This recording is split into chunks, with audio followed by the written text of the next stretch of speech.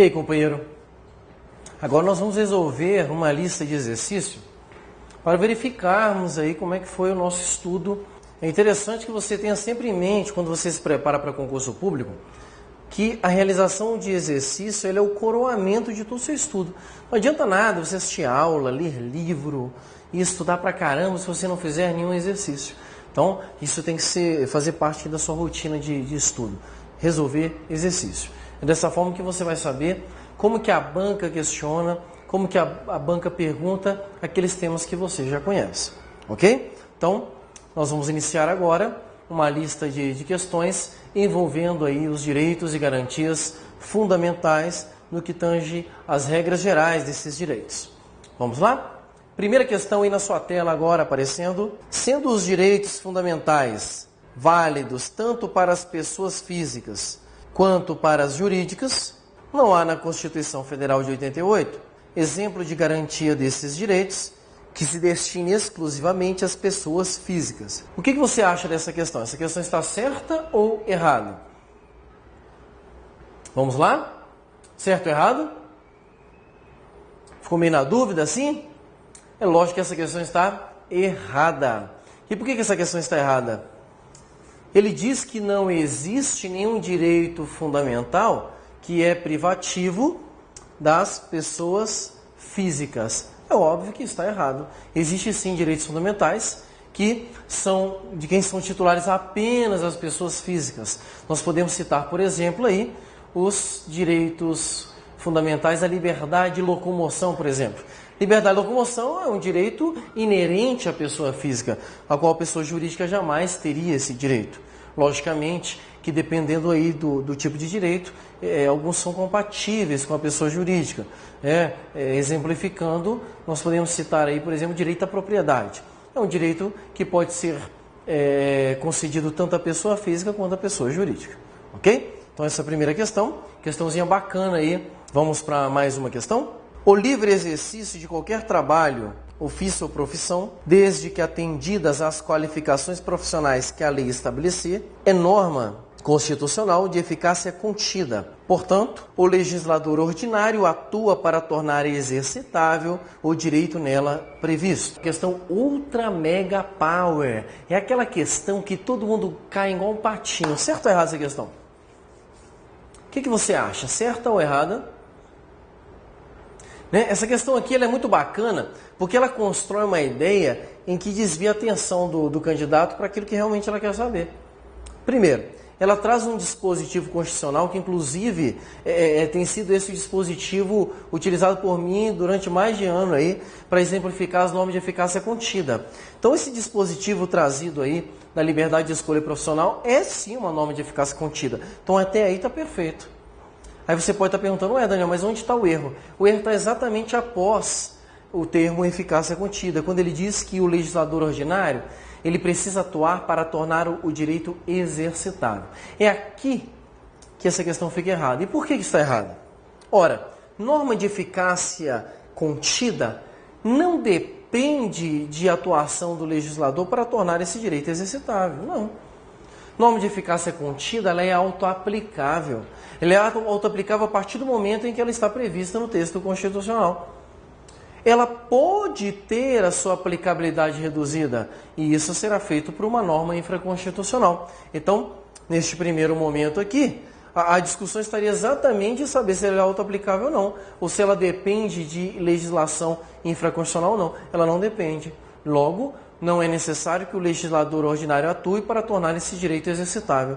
Isso aí é uma característica da norma de eficácia limitada. É por isso que esse dispositivo está errado.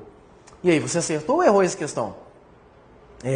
Não sabia que ele ia te pegar, né? Mas não tem problema não. Costumo dizer que aquela questão que a gente erra é aquela questão que a gente nunca mais esquece. Provavelmente se um dia ela cair na sua prova, você não vai errar. Então não fica triste não. Vamos para mais uma questão que já aparece na sua tela aí. As normas de eficácia contida permanecem inaplicáveis enquanto não advier normatividade para viabilizar o exercício do direito ou benefício que consagram. Por isso, são normas de aplicação indireta, mediata ou diferida. Completamente errado, completamente errado.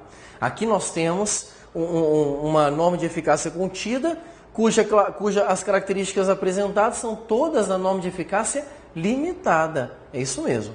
Primeiro, norma de eficácia contida, como acabei de falar na questão anterior, não depende da atuação do legislador para tornar o direito exercitável. Norma de eficácia contida, ela é autoaplicável. E se você analisar o dispositivo da questão aí, ele não fala isso. Ele fala, primeiro, que é necessário uma norma para viabilizar o exercício de direitos, isso aí está completamente errado. E depois ele traz várias características das normas de eficácia limitada, quando ele diz que são normas de aplicação indireta, mediata ou diferida. Isso aqui são características, ou como eu costumo dizer nas minhas aulas, palavrinhas mágicas utilizadas pela Branca quando ela quer se referir à norma de eficácia limitada. Gente, norma de eficácia contida, ela tem aplicabilidade direta, imediata, mas não integral. As normas constitucionais de eficácia limitada são desprovidas de normatividade, razão pela qual não surtem efeito, nem podem servir de parâmetro para a declaração de inconstitucionalidade. Aqui nós temos uma questão ultra mega power 2.0. Essa já é bem aprofundada. Essa é uma questão que ela é típica para provas aí, destinadas a bacharéis em direito. Deve ser ela trabalhar com o conceito de controle de constitucionalidade. Mas eu coloquei nela porque com as informações fornecidas para você neste curso aí, é suficiente para você responder essa questão. Porque ele fala aqui que a norma de eficácia limitada, ela está desprovida de normatividade. Ele fala mais, não surte efeito e nem pode servir de parâmetro para a declaração de constitucionalidade. Quando ele fala assim que não surte efeito, ele está dizendo que uma norma de eficácia limitada não tem eficácia. É isso que ele quer dizer. Não surte efeito, não tem eficácia. O que você acha disso aí? Certo ou errado? Apesar de parecer certo, ele está errado. E por que está errado? A norma de eficácia limitada, ela é uma norma cuja eficácia social depende de outras normas para produzir efeito. Tudo bem. Então, na prática, ela não é autoaplicável. Pelo contrário, ela depende de outra norma para produzir efeito. Então, a sua aplicabilidade ela fica reduzida.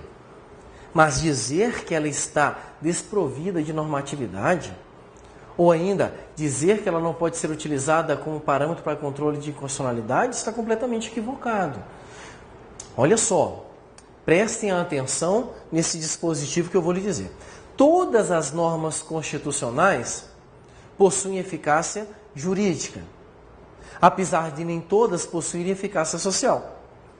Quando eu digo que todas as normas constitucionais possuem eficácia jurídica, eu incluo neste conceito as que possuem eficácia limitada, de forma que as normas de eficácia limitada, elas possuem sim um tipo de normatividade, elas possuem eficácia jurídica. Na prática, ela pode não te ser útil enquanto não tiver uma outra norma regulando os efeitos, mas no mundo jurídico, ela produz efeitos. E se ela produz efeitos no mundo jurídico, ela pode sim, ela tem força para declaração do controle de inconstitucionalidade.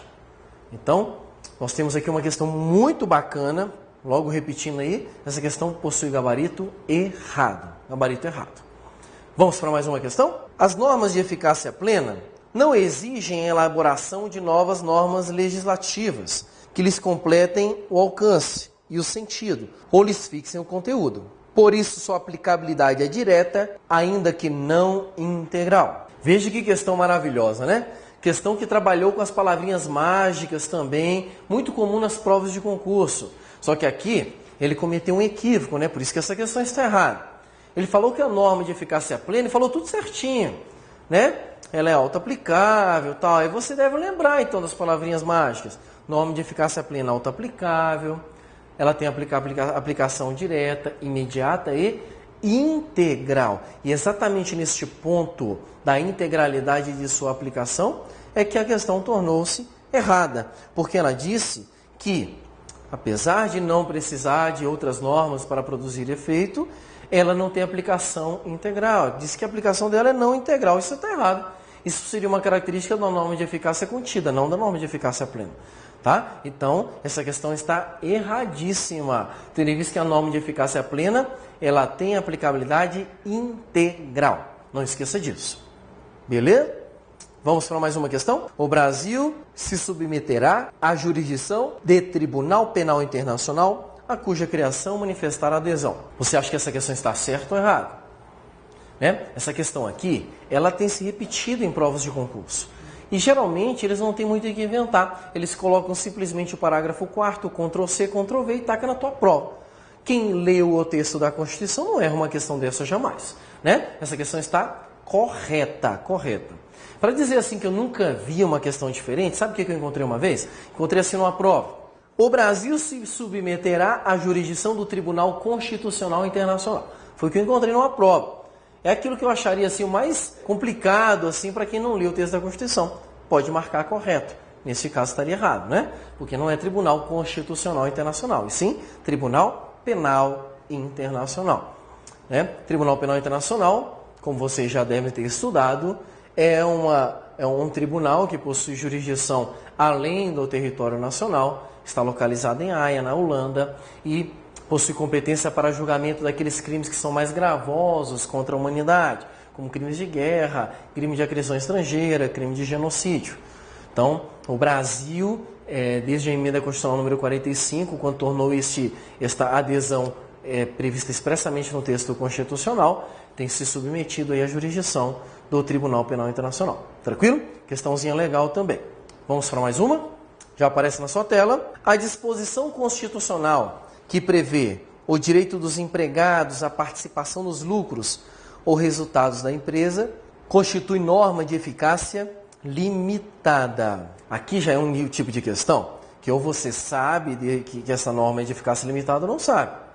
E para isso é necessário que você tenha uma leitura de um material complementar, né? Na sua apostila que você recebe, que você tem em sua casa aí. Se você for estudar essa parte da eficácia, certamente você vai encontrar esse dispositivo elencado dentro do rol de dispositivos com eficácia limitada. Por isso que essa questão está corretíssima. E por que eu sei, Daniel, como é que eu faço para identificar uma norma de eficácia limitada? Geralmente, quando ela vem na Constituição, geralmente, não é a regra. Quer dizer, ela vem como regra, mas é possível que não venha dessa forma. Geralmente ela vem escrita assim, nos termos da lei, ou então conforme a lei preverá, a lei disciplinará. Todas as vezes que ela condiciona a lei à concessão de um determinado direito, nós estamos diante de uma norma de eficácia limitada. Só tem que ter cuidado para não confundir com as de eficácia contida, porque elas também falam de acordo com a lei.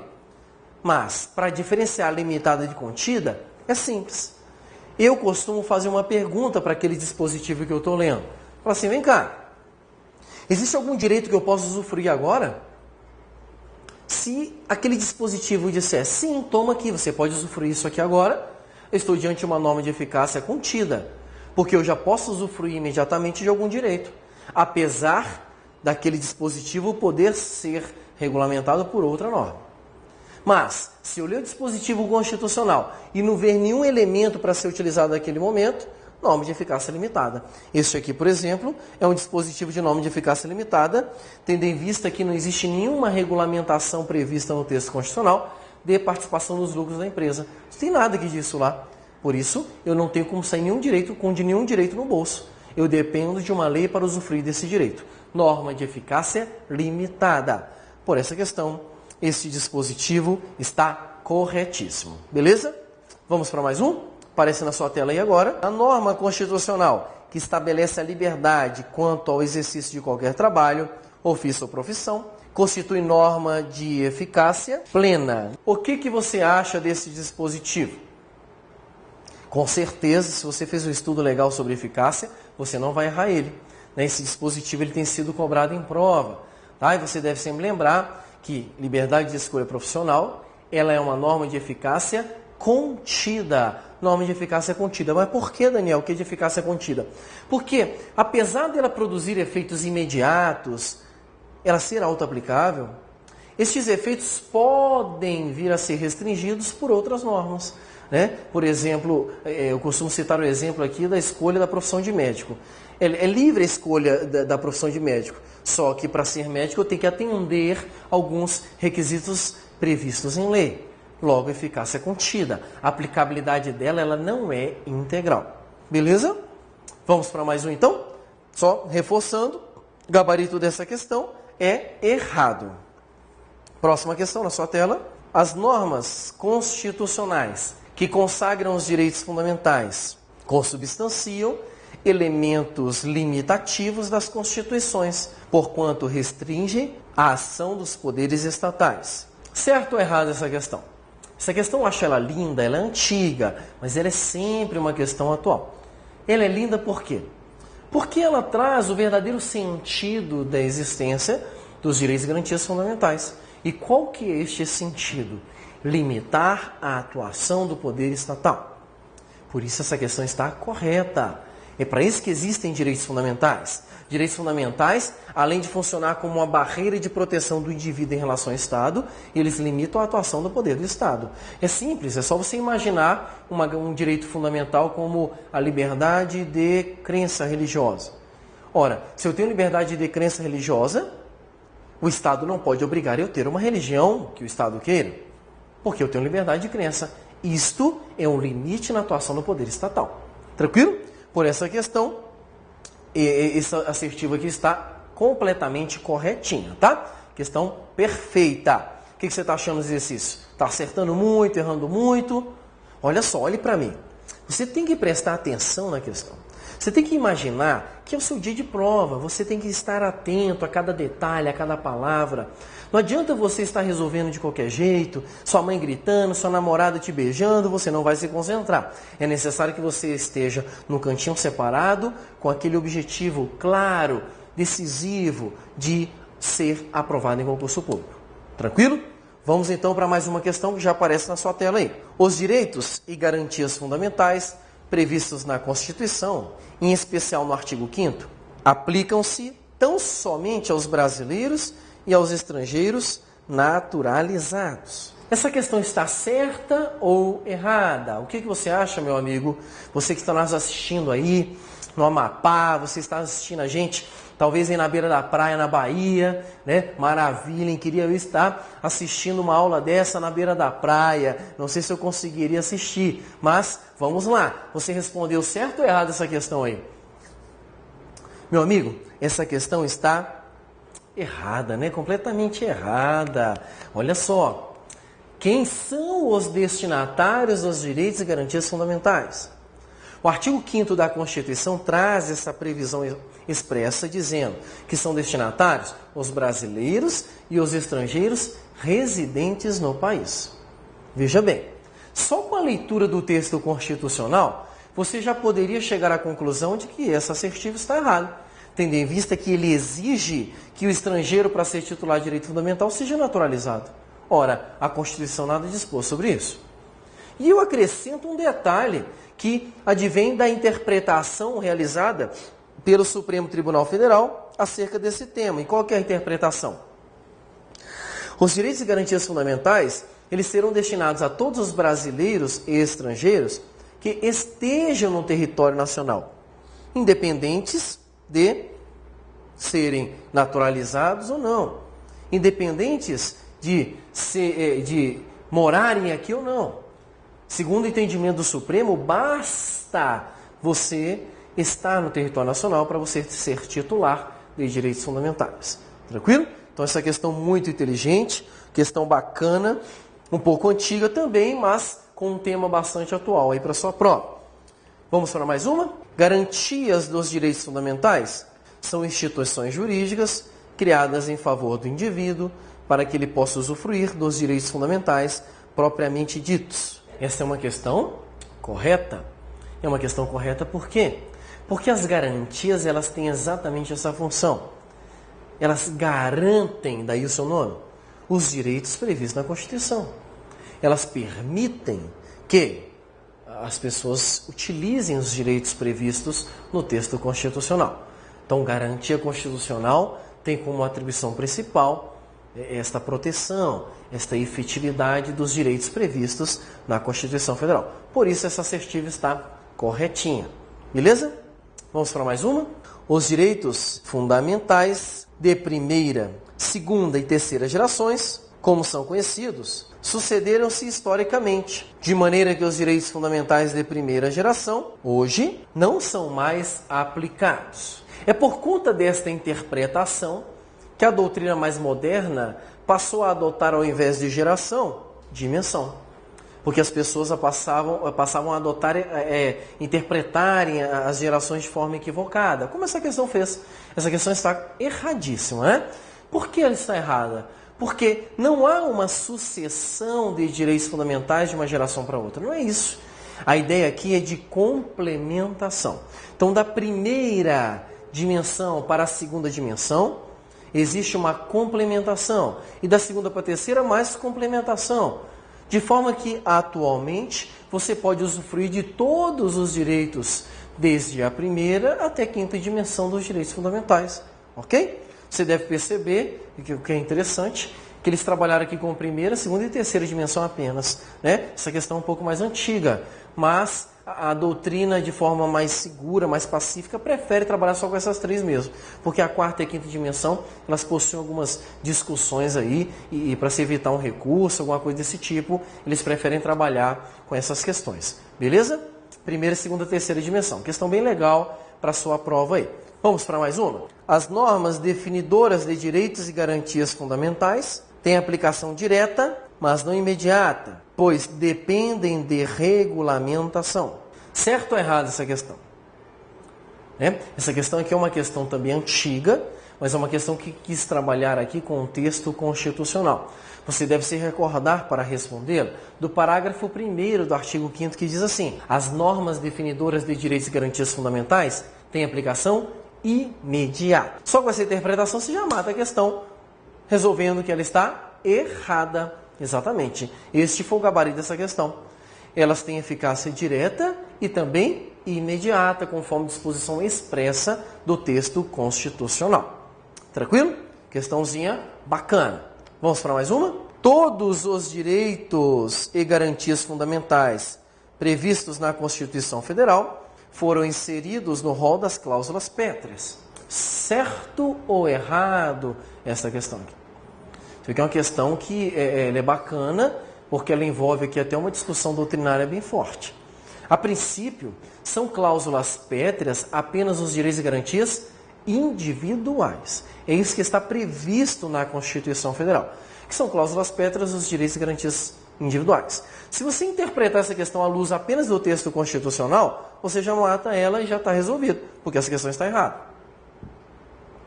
Mas se você quiser trabalhar também com um posicionamento mais moderno, da jurisprudência, da doutrina mais moderna, você também não erra ela. Porque a doutrina mais moderna, ela tem desejado ampliar este rol, tá? Mas o STF tem um posicionamento que já garante esta proteção para os chamados direitos sociais. E do mesmo jeito, não amplia para todos os direitos fundamentais, apesar de ser um desejo da doutrina. Então, é aquilo que eu costumo dizer. A forma mais segura de você responder essa questão sobre cláusula pétrea é você trabalhar com o texto expresso da Constituição Federal. Ok? E pelo texto expresso, só são direitos e garantias, só são cláusulas pétreas, os direitos e garantias individuais, porque é assim que está previsto expressamente no texto constitucional. Você só vai responder de outra forma se na sua prova ele tentar te envolver com alguma questão doutrinária. Tudo bem? Então, tranquilo. Questão, só repetindo, questão cujo gabarito é errado. Vamos para mais uma questão?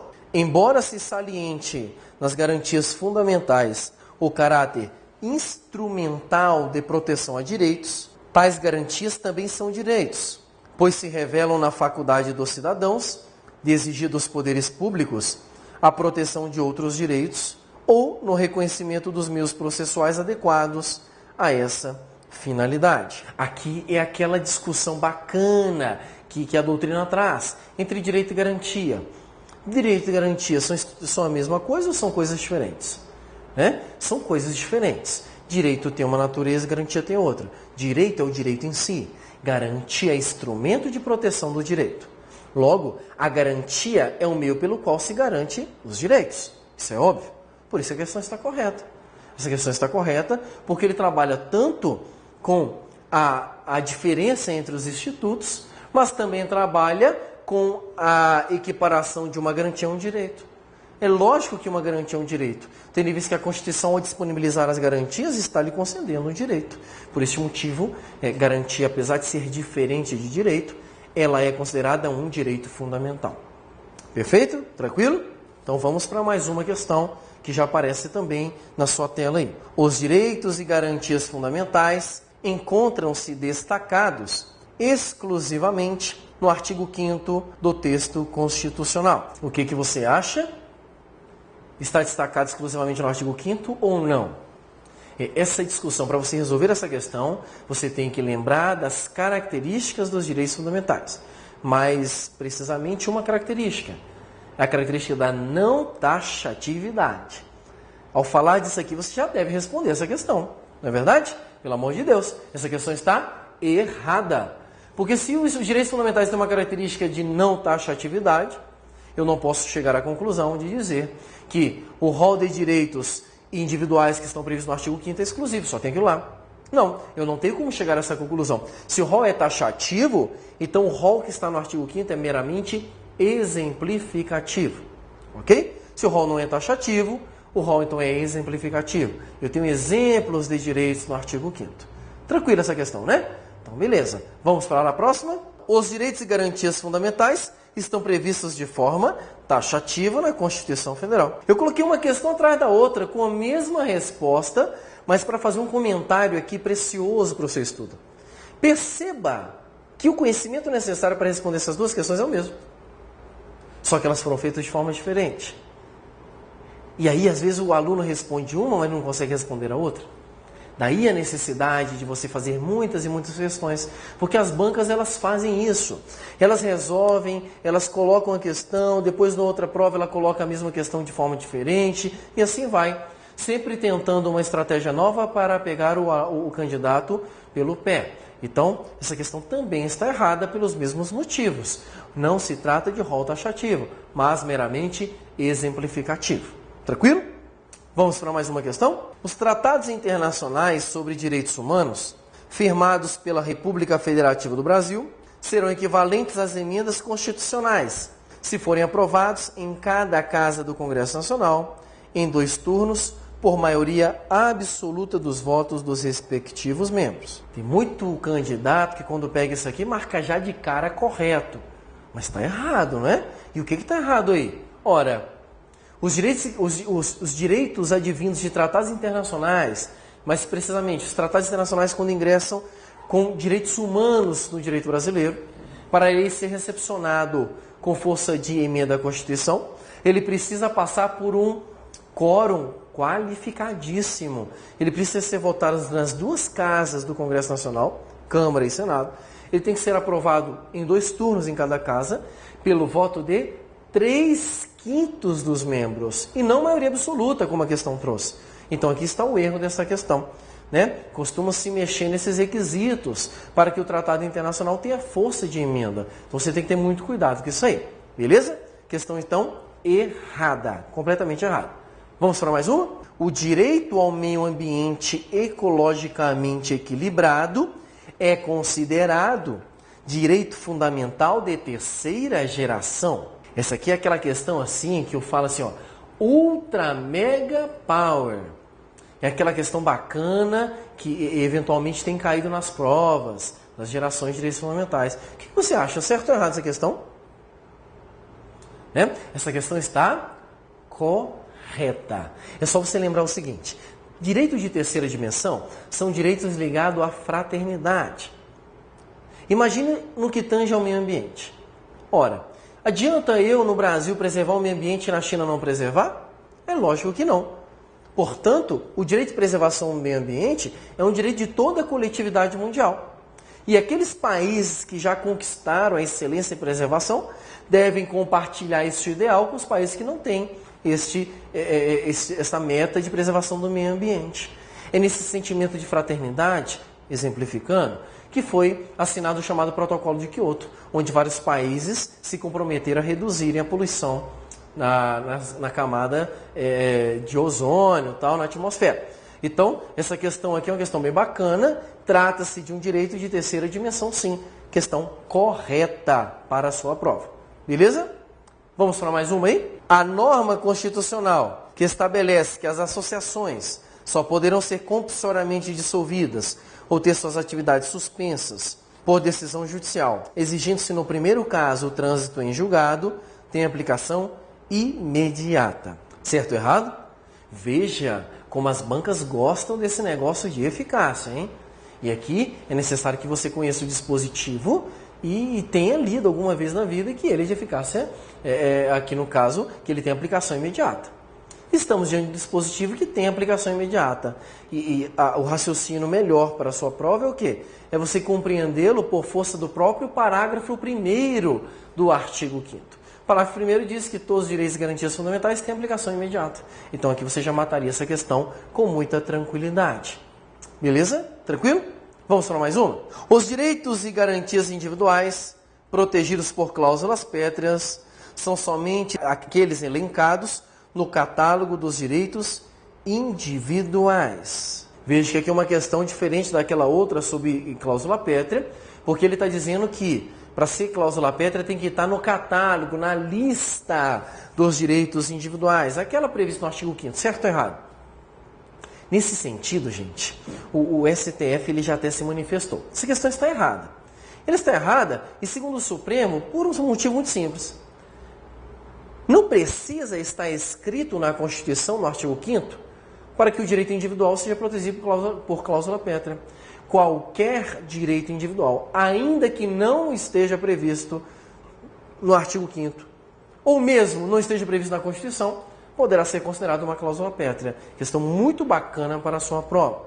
Tranquilo? Por esse motivo, essa questão está errada. Mais uma questão. Em seu artigo 5º, a Constituição Federal determina que ninguém será submetido à tortura nem a tratamento desumano ou degradante. Essa disposição é uma norma de eficácia contida, pois, para se garantir a sua aplicação, é necessária a edição de normas infraconstitucionais. Essa questão tem uma pegadinha maravilhosa. Primeiro que ele traz um dispositivo constitucional, depois lá na frente ele fala que depende de norma infraconstitucional para produzir efeito, mas dá a classificação da eficácia completamente equivocada, fala que é de eficácia contida. É por isso que esse dispositivo está errado, dispositivo completamente errado. E por que esse dispositivo está errado? Ora, trata-se de uma norma de eficácia limitada. Norma de eficácia limitada por um motivo muito simples. Quando a Constituição prevê a tortura ali como uma norma possível de ser titularizada como crime, e fala que a lei vai definir como crime, é porque a Constituição não quis regular a prática de tortura. É muito simples. Apesar de ele falar que a tortura vai ser crime, ela diz o que é tortura? Lógico que não. Então é necessário você ser remetido a uma outra lei para saber o que é a conduta considerada como tortura. Norma de eficácia limitada. Beleza? Desta forma, a gente finaliza esta lista de exercícios sobre as regras gerais de direitos fundamentais. Espero que você tenha aproveitado bastante e continue fazendo bastante exercício para que você atinja o seu sucesso e a sua vitória em concurso público. Beleza? Nos encontramos em breve. Até a próxima. Um abraço para todos vocês.